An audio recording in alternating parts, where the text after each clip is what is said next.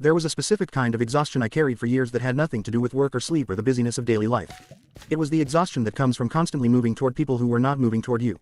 Adjusting yourself to fit, following up one more time, making yourself available for people who treated your availability as a given rather than something worth reciprocating. And I did it for so long that I genuinely did not know who I was when nobody needed me to be anything in particular. That discovery, when it finally came, was one of the most unsettling and ultimately the most important things that ever happened to me. My name is Kieran, I am 30 now, and this is the story of the year I stopped chasing and what I found when I finally stood still. I had been a chaser my whole adult life, not in the dramatic, obvious way that is easy to recognize and correct. In the quiet, persistent way that looks like loyalty and investment and care until you examine it closely enough to see what is underneath. I chased friendships that were comfortable on my side and convenient on theirs. I chased connection with people who were warm when they wanted something and distant when they did not. I sent the follow-up messages. I made the plans. I remembered the things that mattered to people and showed up with that knowledge and used it to make them feel valued in a way they rarely returned. I am not saying this to make myself sound virtuous. I am saying it because I think a lot of people do this and do not see it clearly because it is dressed in the language of being a good friend. Being caring, being reliable, all the things that are genuinely good until they become the mechanism by which you disappear. I was 26 when the year started that changed all of this. I was working at a content agency, living in a city I had moved to 2 years earlier, and had built what looked from the outside like an active social life. Group chats, weekend plans, a handful of people I would have called close friends without hesitating. But then something happened that I had not been prepared for and could not organize my way around. My closest friend at the time, a guy named Saul who was 28, got into a relationship. This should not have been a problem. I was genuinely glad for him. But what happened in the months after was something I had not anticipated. He became progressively less available in a way that would have been completely understandable if it had been acknowledged and communicated. Instead it just happened silently. Plans became harder to make. Messages took longer to receive responses. The dynamic shifted without any conversation about the shift and I was left trying to maintain something that was quietly receding on the other side. I kept trying. I sent the messages. I suggested the plans. I gave him the benefit of the doubt through months of diminishing returns because that was what I had always done. You keep showing up. You be the reliable one. You carry the weight of the connection until the other person is ready to carry it again. But this time something was different. Something in me was watching the pattern with a new clarity that I had not had before. And what I was watching was not just this friendship. It was a pattern that ran through almost every close relationship I had built across the past 4 years. I was always the one initiating.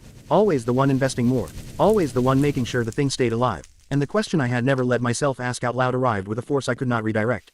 What would happen if I stopped? I did not do it as a test. I want to be clear about that because the intention matters. I did not stop reaching out to see who would reach back as some kind of experiment designed to produce information. I stopped because I was genuinely tired. The kind of tired that accumulates over years of asymmetric effort. And I stopped because some part of me was beginning to understand that what I had been calling connection was not always that. Sometimes it was maintenance. And I had been the only maintenance crew. The silence that followed was louder than I expected. Most things simply stopped. The group chat still ran. People still existed in my orbit. But the particular threads I had been holding, the bilateral ones, the ones that depended on me reaching out first, those went quiet. And they stayed quiet. Saul did not reach out for 3 weeks. When he did it was brief and social and gave no indication that he had noticed any gap at all. 2 other people I had considered close friends showed similar patterns. The connection, as it turned out, had been almost entirely directional. It had flowed from me toward them and the warmth I had felt in return was not reciprocal investment.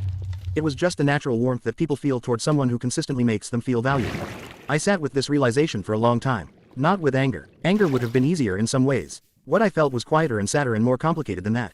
It was the specific grief of understanding that the picture I had held of certain relationships had not been accurate. And that I had been the one sustaining the inaccuracy by never stopping long enough to see it clearly. Then something happened that surprised me and sent the whole thing in a direction I did not expect. About 6 weeks into this stillness I received a message from someone I had genuinely not thought about in months. His name was Patrick and he was 31, someone I had met briefly at an event the previous year and had a single good conversation with before losing contact entirely. He had found something online that he thought I would find interesting and sent it over with a short note saying he had thought of me when he saw it. I stared at that message for a long time, because it was such a small thing and it landed with a weight completely disproportionate to its size. Here was someone I barely knew making an unprompted gesture of genuine consideration. And here were people I had invested years into who had not noticed I had gone quiet. The contrast was clarifying in a way that shifted something fundamental. I responded to Patrick. We had a long exchange over the following days that felt more honest and more energized than most of what I had been carrying in my existing friendships for months. He was curious in a real way. He pushed back on things I said without it feeling aggressive. He shared things about himself that were not curated or managed. It felt, in a word, reciprocal. And the sensation of that was so distinct from what I had gotten used to that I barely knew what to do with it. Over the following months I started making different choices about where I put my time and attention. Not dramatically. I did not burn anything down or make any announcements or confront anyone. I just started being more deliberate. When I felt the old pull to reach out to someone who had not reached back in weeks, I noticed the pull and asked myself what I was actually expecting and whether the history supported expecting it. Sometimes the answer was yes and I reached out. More often than I had realized, the honest answer was no. And in those cases I let the pull pass. I also started paying attention to something I had been neglecting almost entirely. Myself. What I actually wanted to do with my time. What I genuinely enjoyed when nobody was asking anything of me. What kind of conversations I was hungry for that I had not been having. The answers that came surprised me a little. I had been so focused outward for so long that the internal landscape had gotten quiet and unfamiliar. I did not know my own preferences as well as I should have. I had been so busy being useful and available to other people that the question of what I actually wanted had rarely been the first question I asked myself in any given situation. That was the thing that chasing had cost me, beyond the energy and the asymmetric effort and the occasional grief of realizing a connection was not what I had believed it to be. It had cost me a relationship with my own inner life. I had been so externally oriented for so long that I had lost the habit of checking in with myself first. Patrick and I met for coffee about 3 months after that first message. The conversation lasted almost 4 hours. We talked about things I had not talked about with anyone in years. He introduced me to a small group of people he knew who had a similar quality of engagement, curious, direct, interested in depth over comfort. And for the first time in longer than I could easily calculate, I found myself in social situations that left me feeling more energized rather than more depleted. I want to be honest about what happened with Saul. We are still in contact. But the friendship looks different now. I stopped carrying it entirely and what remained was something more balanced and more honest. Less frequent but more real. I think some connections can survive becoming more truthful. Some cannot. The ones that can are worth having. The ones that cannot were probably not what we believed they were. I am 30 now and I still feel the old pull sometimes. The familiar orientation toward people and the anxiety about being liked and the urge to reach out one more time when the silence is getting long. But I hear it differently now. I can identify it as a pattern rather than an instinct. And that gap between pattern and instinct is where the choice lives. I stopped chasing and found something I had not expected to find in the stillness. A version of myself that had been there the whole time, waiting with considerable patience for me to stop running long enough to say hello. If you are chasing something or someone right now and the chasing feels like it has become the main thing, I want to ask you honestly.